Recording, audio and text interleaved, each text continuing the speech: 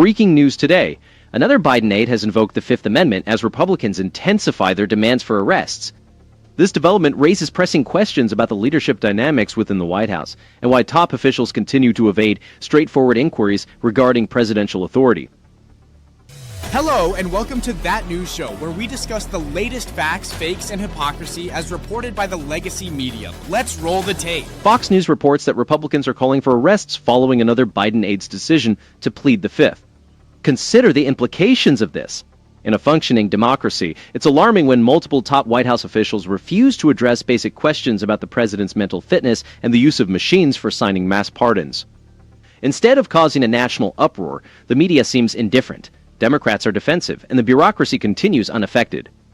Why is it labeled protecting democracy when Democrats evade questions, but political theater when Republicans seek transparency? Perhaps the real scandal lies not only in the cover-up, but in a system that allows the elite to change the rules for themselves, while ordinary Americans are expected to simply comply. Let's jump right into this.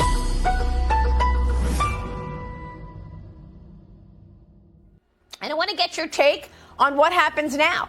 Congressman Byron, you just heard and saw you're not getting any answers from the auto pen. So who is running the country? And all of those pardons that were written by the auto pen and approved by Jeff Zients, are they legitimate? First of all, Maria, good to be with you. Look, I think that those pardons are illegitimate. I believe the person that was actually in charge of it actually was probably Mr. Bernal, because he was Joe Biden's right-hand man. And according to many accounts, Mr. Bernal was the one who was making sure stuff got done in that White House with several others. I think you have to subpoena every official of the Biden White House, including the First Lady and including the Vice President, Kamala Harris. They all need to come in. They all need to answer questions. The pattern emerging here is deeply concerning for anyone committed to the rule of law and the integrity of our constitutional system.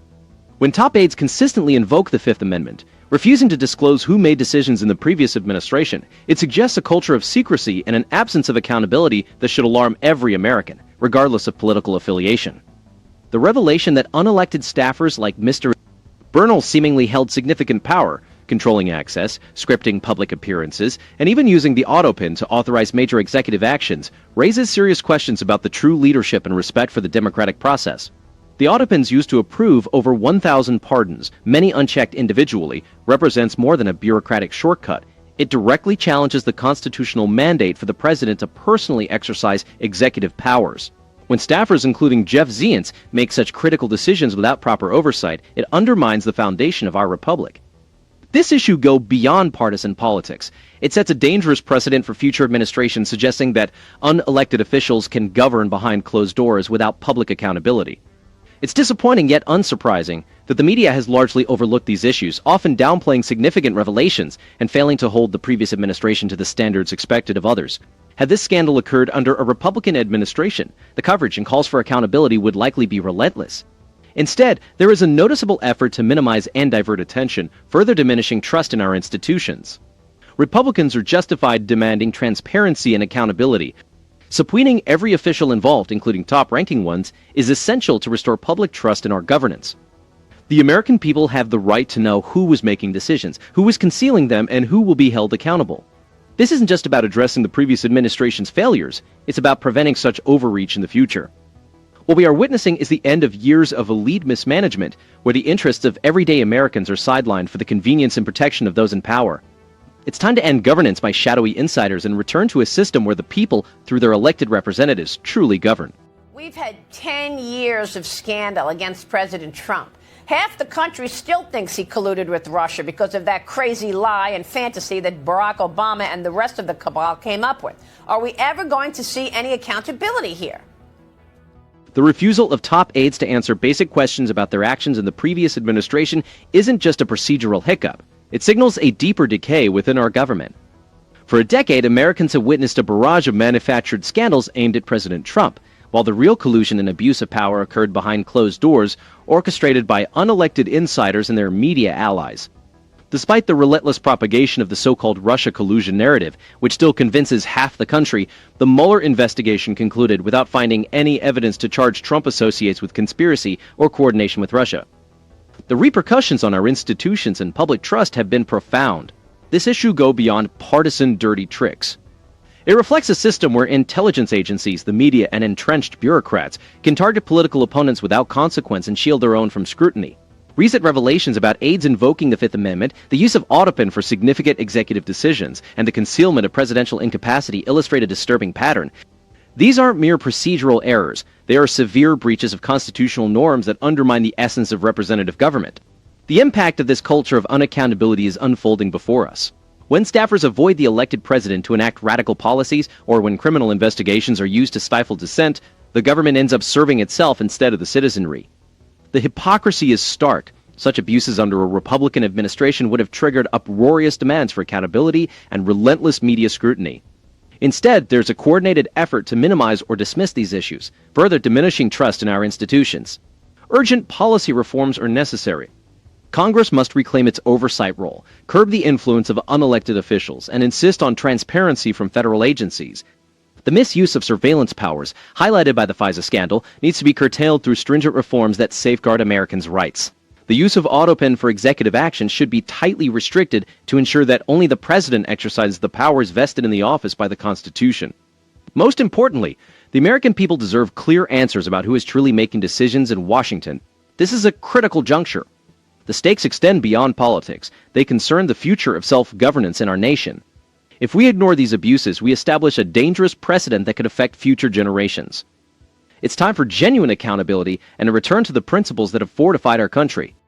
That's a violation of 18 U.S. Code 1001 that comes with a 7-year prison sentence and up to $250,000 fine. But we're talking about something more nefarious than this. I think that this is a perfect example and reason why there needs to be FISA reform. What we are witnessing goes beyond a mere technical violation of federal law. It's indicative of a deeper malaise within the surveillance state and our federal institutions.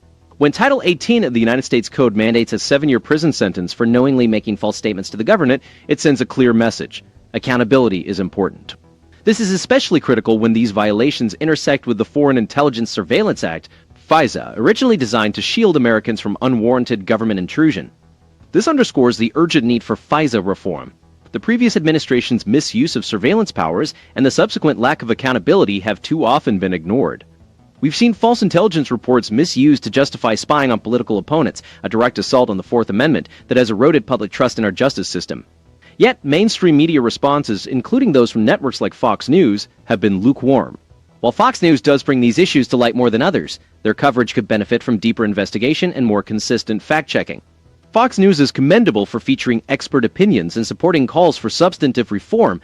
The network should intensify its efforts by demanding specific details, identifying individuals involved, outlining timelines, and holding all parties accountable. Coverage often leans too heavily on partisan narratives rather than the detailed examination of how these abuses occurred, who authorized them, and the steps being taken to prevent future occurrences.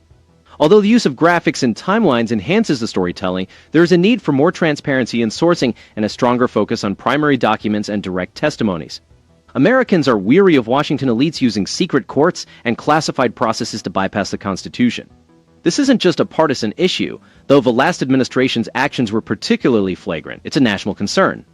FISA was never meant to be a tool for political revenge or bureaucratic overreach. Reform must enforce strict surveillance limits, ensure robust congressional oversight, and impose real penalties for abuses irrespective of political affiliation. When the law sets severe penalties for lying to federal investigators, yet those at the top appear untouchable, it sends a perilous signal. Fox News should persist in highlighting these abuses, but it must also push for genuine accountability. It's time to end the era of secret surveillance and unaccountable government actions to regain public trust and safeguard the rights of all Americans. And all they want to do is bring the radical ideology, whether it's gender right ideology in schools, the crazy energy policies they've brought to the United States, the crazy environmental policies which are slowing our country down, and terrible economic policies which will empower Washington and not the American people.